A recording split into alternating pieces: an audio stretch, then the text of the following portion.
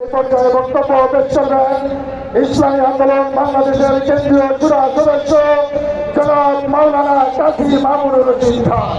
জনাব মাওলানা কাজী মামুনুর রশিদ খান।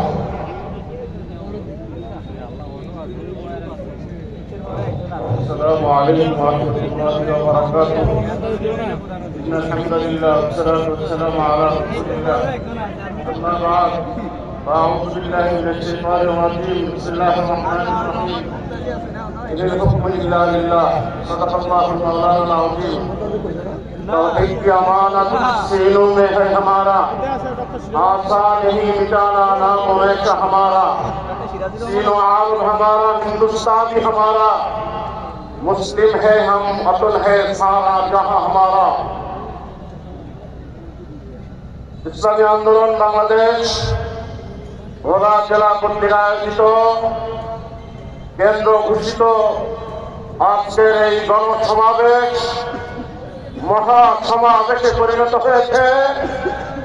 আজকের এই সমাবেশের শ্রদ্ধাভাজন সংগ্রামী সভাপতি মঞ্চে উপস্থিত রয়েছেন এদেশের লাখো কোটি তৌহিদি জনতার আধ্যাত্মিক ও রাজনৈতিক রাহবার, জুলাই আগস্ট বিপ্লবের বিপ্লবী সেনার মুফতি সৈয়দ মোহাম্মদ রেজাউল করিম বিশ্বাস হুজুর কামরায় সমাবেশ উপস্থিত সেরেতা হযরত উলামায়ে কেরাম, সমবেত তৌহিদি জনতা, দ্রোহ আমার বুঝতে হবে ইসলামী আন্দোলন কি চায়, ইসলামী আন্দোলনের উদ্দেশ্য কি, ইসলামী আন্দোলনের মূল লক্ষ্য কোথায়।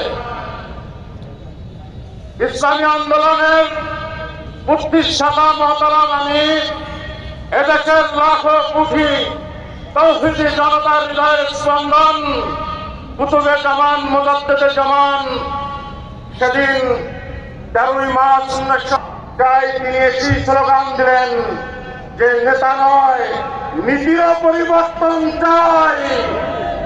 যেই সংবিধান দিয়ে, যেই তন্ত্র দিয়ে রাষ্ট্র পরিচালনা করবেন, আমাদের শায়েখ রহমতুল্লাহ আলাইহি বলেছেন এই তন্ত্র মানব রচিত তন্ত্র দিয়ে কখনোই মানুষের ভাগ্য